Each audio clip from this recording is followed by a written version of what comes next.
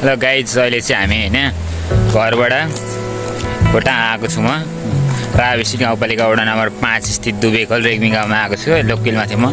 अब यहाँबाट चाहिँ हामी तलतिर खोला हेर्न जाँदैछौँ। तपाईँलाई म यता म जन्मेको हुर्केको गाउँ हो यो। म यहाँदेखिको तपाईँलाई सबै भ्लगहरूमा देखाउँदै लानेछु।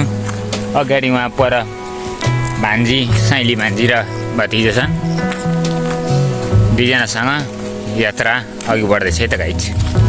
बाटो चाहिँ यस्तो छ। अगो त्यो धानबारी छ। यता भान्जी टिकटक बनाउने भतिजा टिकटक बनाउने।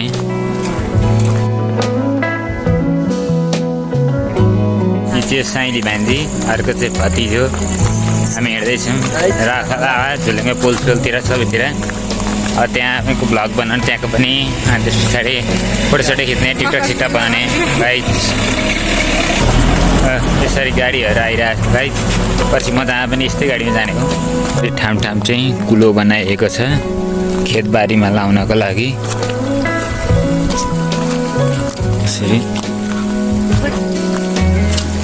अब चाहिँ हामीले अगाडि देखिरहेको त्यो डाँडालाई चाहिँ कुबिन्डे भन्छ। यता कला हौचुर र त्यहाँ कला नुनथला भन्छ है गाइस।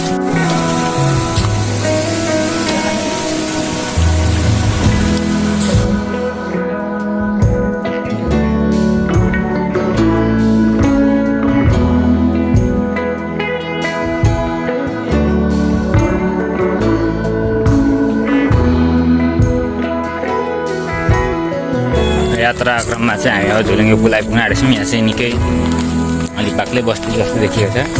यहाँ अलि रमाइलो खाने मान्छेहरू छन्।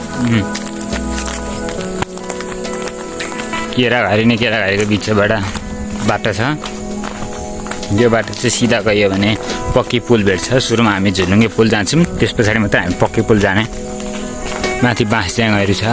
घरि घाम लाग्छ, घरि धुम्मिन्छ। यो चाहिँ हामी धानबारी आइपुगेका छौँ। राखोला आयो। त्यो परको पालिकाको भवन हो।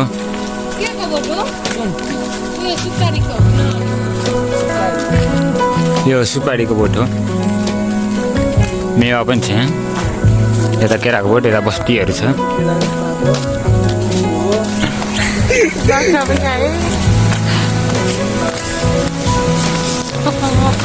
निकै लामो समयको यात्रा पछाडि झुलुङ्गे पुल आइयो है गाई। झुलुङ्गे पुल चाहिँ पक्कै पुल। हामी चाहिँ बाटो बिर्सिएर पहिला पक्की पुलतिर आयौँ। सोच्दै झुलुङ्गे पुलतिर जाने थियो।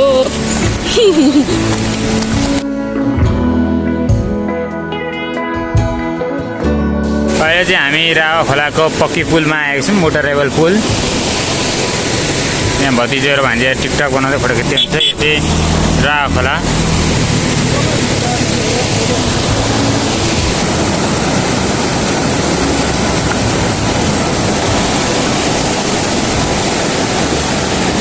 चाहिँ हामी यो खोलामा फोटोसोटो खिचेर त्यो पक्की पुलमा फोटोसोटो खिचेर टिकटक बनाएर अब चाहिँ हामी झोलुङ्गे पुलतिर अघि बढ्दैछौँ।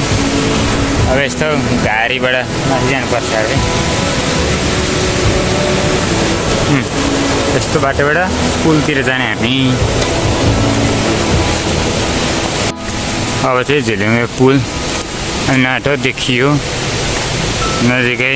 अलिकति उकालो छ यहाँ। यो उकालोबाट हामी झुलुङ्गे पुलतिर लाग्छौँ अघि। घुमिसकेर मामा भान्जी थियो झुलुङ्गे पुलहरू सबैतिर घुमिसकेर अब चाहिँ हामी घरतिर लाग्छौँ। घरको यात्रामा हामी निक्ल्यौँ।